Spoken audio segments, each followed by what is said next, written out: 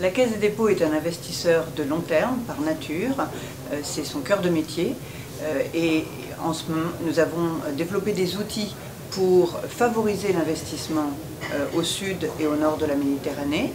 Il est vrai qu'en ce moment, à cause des événements politiques, les projets sont un peu plus lents à émerger, mais ce n'est en rien une raison pour nous de baisser la garde.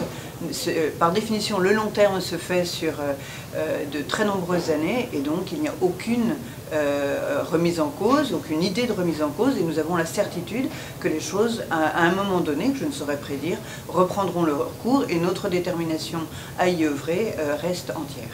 Alors effectivement, la coopération avec la Caisse des dépôts tunisienne est un très bel exemple de cet engagement de la Caisse des dépôts en Méditerranée. Nous avons, en début de cette année, signé un accord de coopération entre les deux caisses pour créer un fonds d'aide aux PME. Il est doté de 30 millions d'euros.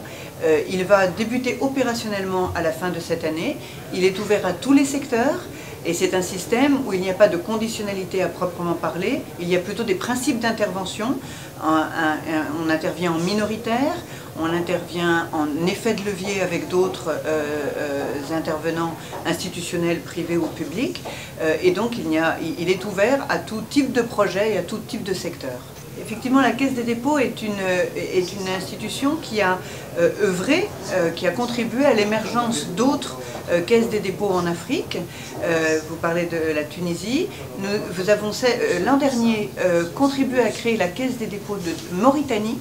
Et nous sommes effectivement en discussion avec des pays comme le Gabon, comme le Sénégal, comme la Côte d'Ivoire, parce que nous pensons, sans faire de prosélytisme naïf, nous pensons que ce sont des structures qui peuvent aider à structurer l'économie d'un pays, à le développer sur le long terme, et donc il nous semble important de continuer dans cette voie.